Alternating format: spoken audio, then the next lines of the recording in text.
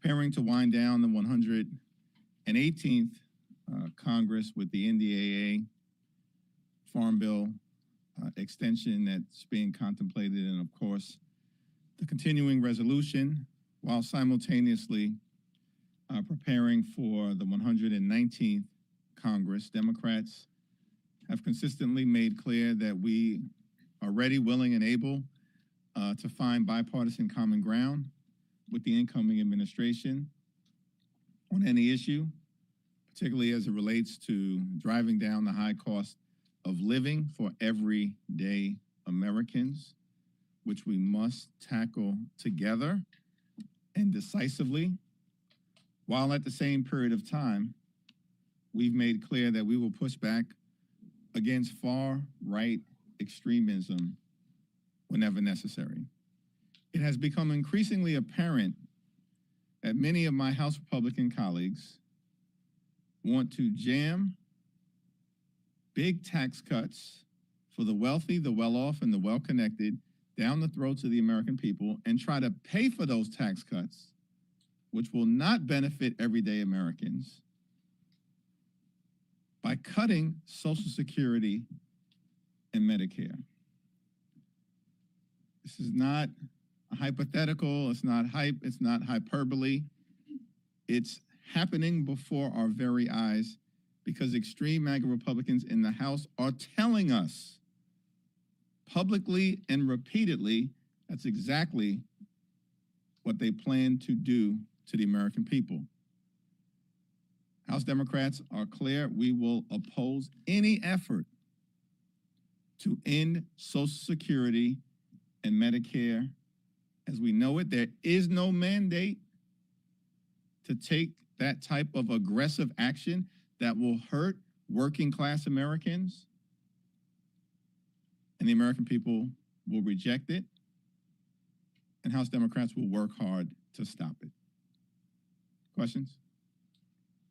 Ali? Can you talk a little bit about the gavel jockeying that we're seeing within your caucus? It does seem like some younger members are being pretty open about the fact that they're challenging the way things previously have been done here. Well, House Democrats have clearly been in the midst of a generational transition, standing on the shoulders of Speaker Emerita Pelosi, Steny Hoyer, and Jim Clyburn, along with other longstanding members who we continue to revere. And as we prepare to organize for the 119th Congress, as is often the case and has been the case in the past, committee leadership challenges emerge. Let me also make clear that House Democrats continue to value the experience that many long-serving members of the caucus bring to the table, as evidenced by the fact that earlier today, unanimously, by acclamation, without any contest, Richie Neal was confirmed as the top Democrat on the Ways and Means Committee.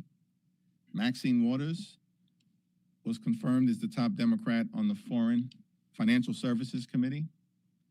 Rosa DeLauro was confirmed as the top Democrat on the Appropriations Committee, and Frank Pallone was confirmed as the top Democrat on the Energy and Commerce Committee. So I wouldn't read too much into the fact that committee challenges have emerged in certain quarters, because the caucus tends to evaluate committee leadership on a case-by-case basis. And as evidenced by the results this morning, as it relates to 4 significant committees, the best members, who happen to be the most senior members to lead those committees, emerged at the top. Thanks. Go to this side. The party's been doing a number of listening sessions after the election. Those seem to wrapped up.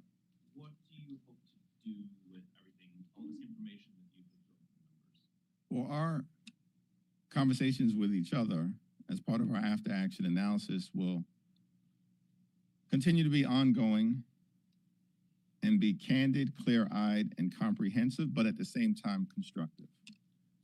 What is clear in terms of what's emerged from the conversations to date is that it will be important for us to focus on driving down the high cost of living for everyday Americans, working class Americans, middle class Americans, and everyone in this country who aspires to be part of the middle class. Grocery prices, too high. Gas prices have been too high. Childcare costs, too expensive. And housing costs, way too expensive all across America. And the one narrative that clearly emerged from this election at the presidential level, House and Senate, is that the American people want us to work together to solve problems on their behalf, and in particular, drive down the high cost of living. Thanks. Second row. I want to go back quickly to the gavel races, particularly in the Ag Committee. Obviously, Ranking Member David Scott is a senior member of the CDC, a group that upholds seniority and one that you're a member of. I know that you have stayed neutral in this process, but do you think that other senior CDC members in the future could say that maybe you won't defend them since you haven't taken a position on this day? I haven't had a single member of the Congressional Black Caucus express that concern to me. Many people outside the party are now calling for rejuvenation of the party and pointing specifically to Alexandria Ocasio-Cortez. What do you feel about her role for the Democratic Party moving forward, and what must the party do to meet with this requirement for rejuvenation and get a new message out? We have many talented members within the House Democratic Caucus, and that, of course, includes both Jerry Conley and Alexandria Ocasio-Cortez. And what must you do to move forward and get a clearer message out? We're going to work together as part of our ongoing conversations with each other to make sure that we are decisively communicating with the American people. That effort is going to be led by the Democratic Policy and Communications Committee under the leadership of Debbie Dingell, along with Laurie Trahan, Lauren Underwood, and Maxwell Frost. We're excited about what's ahead for the DPCC and our caucus-wide engagement and making sure we more decisively communicate with the American people. Thanks. Thank you, Mr. Leader. Ranking Member Adam Smith put up a statement yesterday saying that he was going against the NDA, particularly because of anti-trans provision. Will you be supporting the NDA, and how many Democrats do you think oppose the NDA due to that particular provision? We're not whipping on the National Defense Authorization Act. It's a member-to-member, case-by-case analysis in terms of people making decisions as to what is the right thing to do. There's a lot of positive things in the National Defense Authorization Act that were negotiated in a bipartisan way, and there are some troubling provisions in a few areas as well. I haven't taken an official position yet. I'm still evaluating the four corners of the National Defense Authorization Act, and I'll make a decision in advance of going to the floor later on today. Go back to this side. Thanks. On the tax cuts for next year, Republicans are going to have a very narrow majority here. Are you concerned they're going to come back and votes on this? Are you from the tax cuts, or I think it's clear that with respect to certain areas of tax reform, including strengthening the child tax credit, strengthening the low-income housing tax credit, which is used to create affordable housing for low-income families and working families, and in some cases, moderate-income families as well, along with restoring the state and local tax deduction, which was unnecessarily taken away by Republicans as part of the GOP tax scam in 2017, there's some common ground potentially to be found. But overall, we are not prepared to go down a road where there are massive tax cuts for the wealthy, the well-off, and the well-connected, which is what happened in the GOP tax scam, where 83% of the benefits were set aside for the wealthiest 1% in America. And every single Democrat in the House of Representatives voted against it. If the Republicans go down the road of the GOP tax scam 2.0, I'm confident there will be no Democratic support, particularly if they decide to pay for some of those tax cuts by cutting Social Security, cutting Medicare, cutting Medicaid, cutting nutritional assistance, or cutting support to our nation's veterans.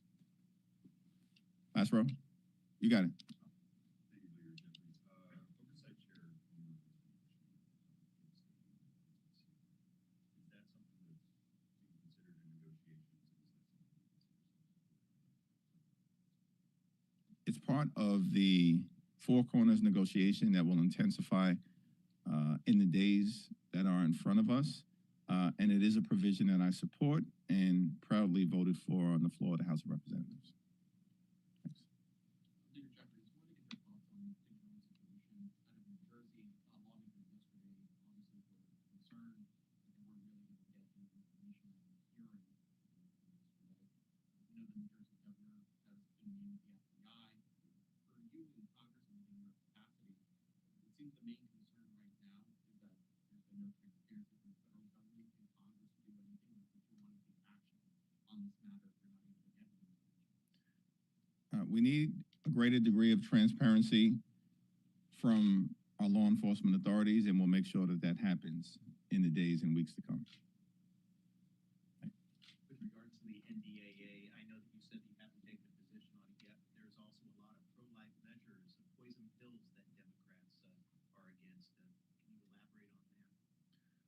Well, with respect to the current version of the National Defense Authorization Act, the attacks on reproductive freedom have been removed, and the attacks on diversity, equity, and inclusion have been removed.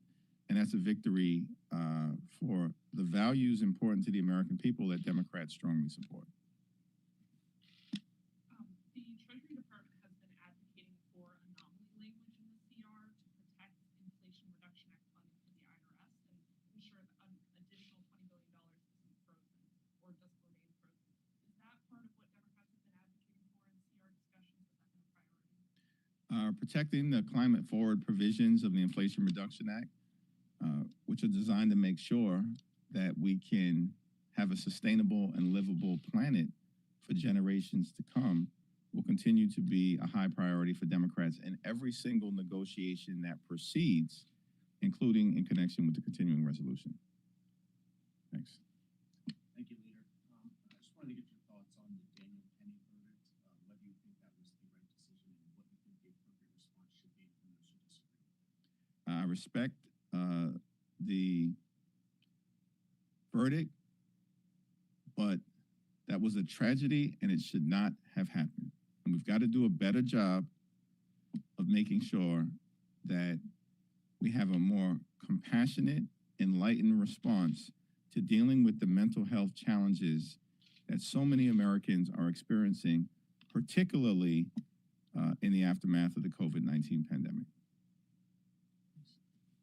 I'm sorry, I'll go back over to this side and then I'll go to you. Yeah. Yes. Yes. Trying to be equitable here. Both sides of the aisle. Have you spoken with President-elect Trump since the election and given the margin in January?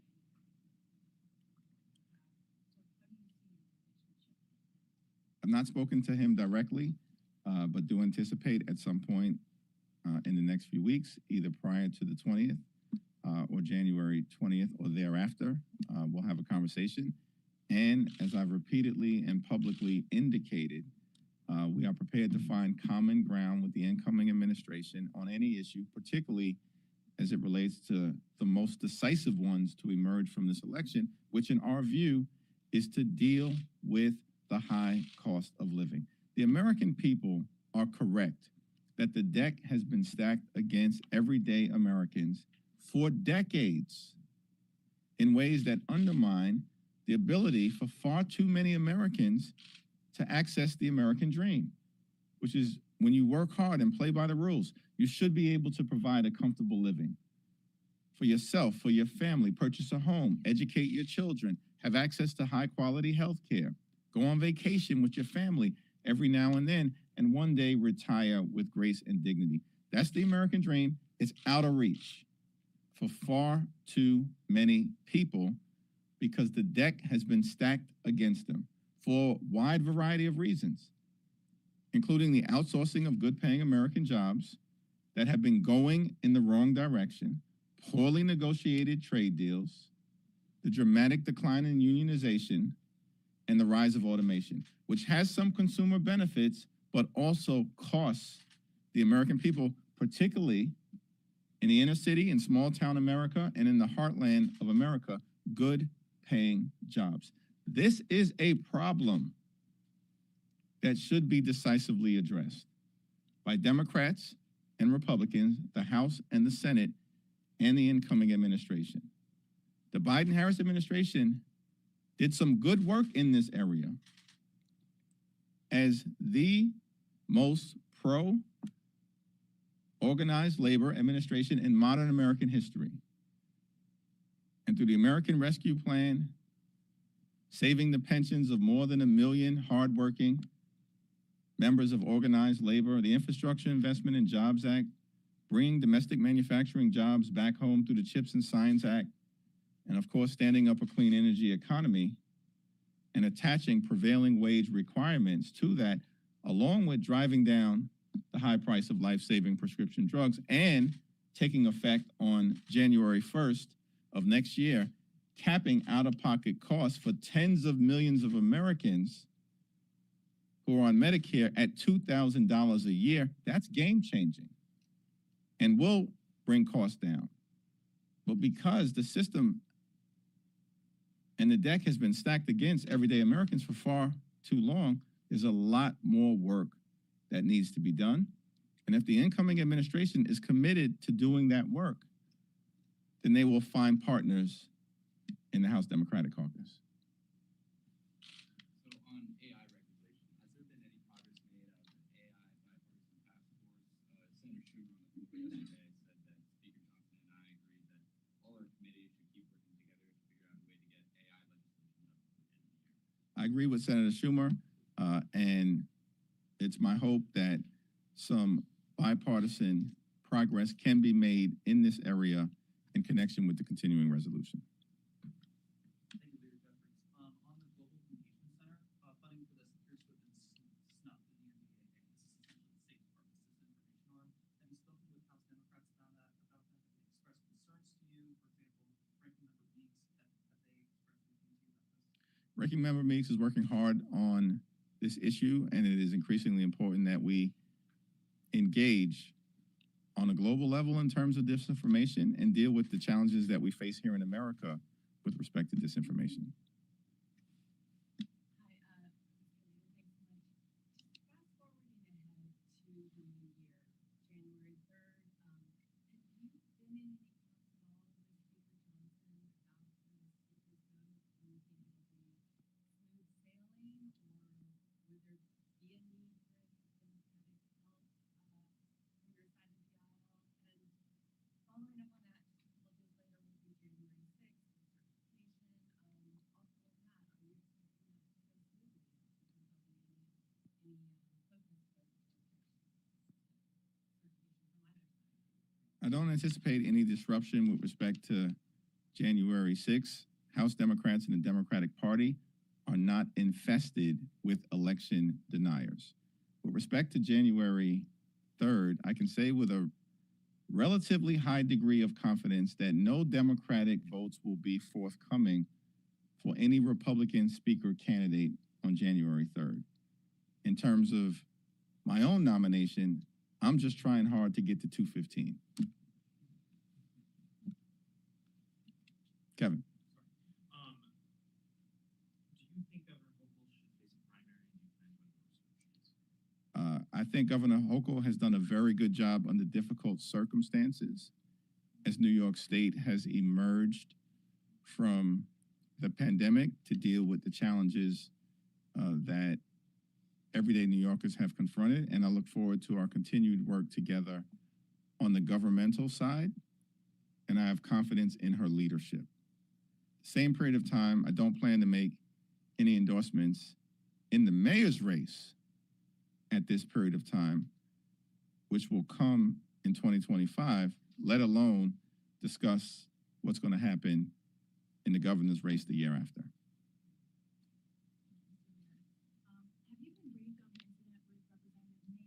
Have you been briefed on the incident with Representative Mace yesterday? She wrote on Twitter or X that she was accosted by a transgender rights activist. What do you make of that? And what do you make of the temperature right now? I've not been briefed on the incident, but have made clear that members of Congress should be provided maximum protection as we move forward in this environment of intensifying political violence. No member of Congress should be accosted or assaulted or attacked based on their political beliefs. This is a democratic, free society. And the reports, at least, of the alleged assault and attack on Nancy Mace are very troubling, but I have not had the opportunity to speak directly with her. Do you believe that following the elections, the center of gravity in the Democratic Party has shifted away from progressives? And what role do you see the Progressive Party playing in Congress? I have great respect for members of the Congressional Progressive Caucus, the New Dems, the Blue Dogs, the Problem Solvers, Congressional Black Caucus, the Congressional Hispanic Caucus, the Asian and Pacific Islander Caucus, the Equality Caucus, and the Women's Caucus.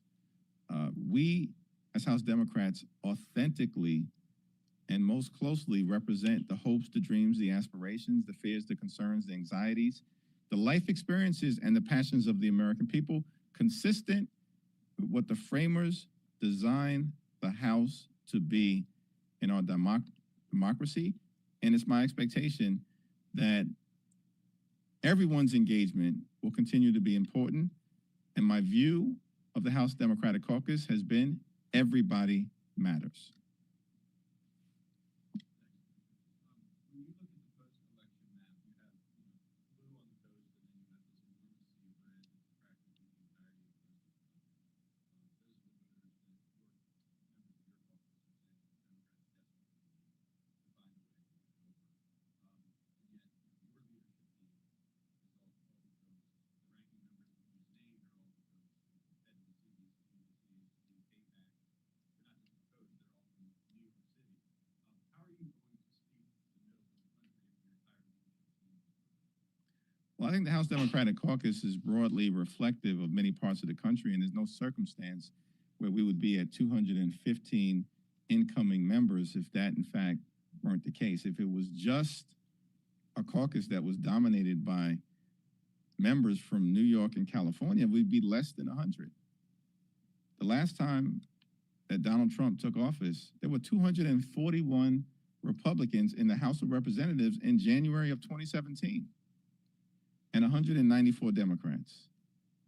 We're entering into a Congress that will be evenly divided, notwithstanding the extreme partisan gerrymandering in North Carolina, which handed them the majority.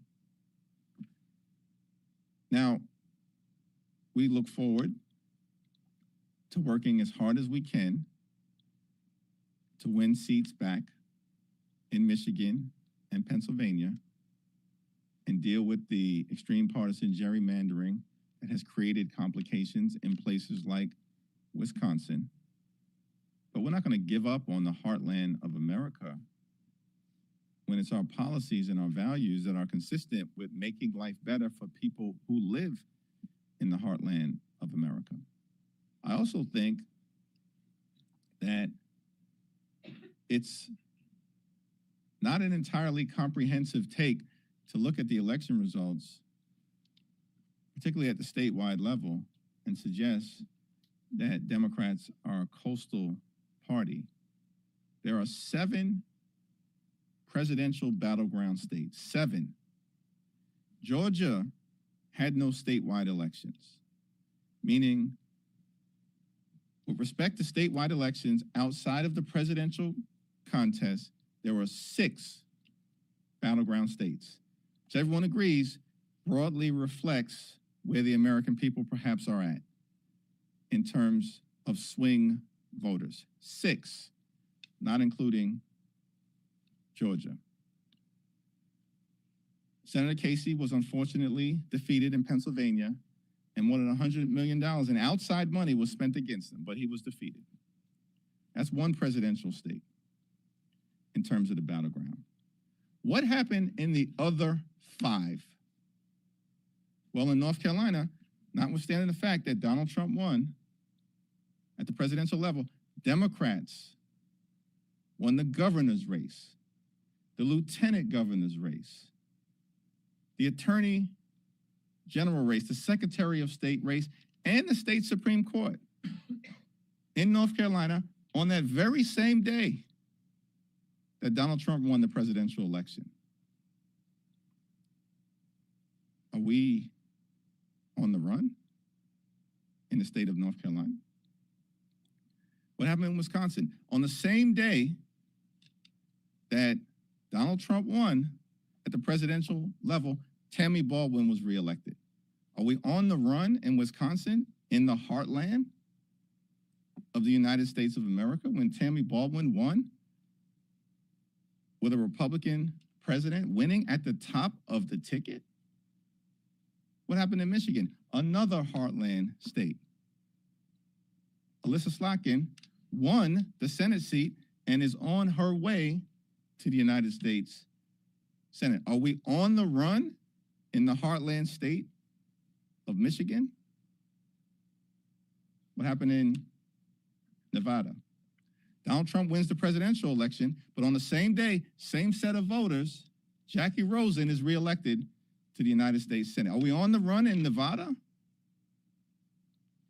And in Arizona, and by the way, in Nevada, all 3 House Democratic incumbents reelected.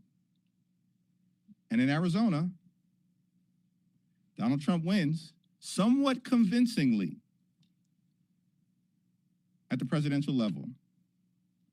But Ruben Gallego is on his way to the United States Senate.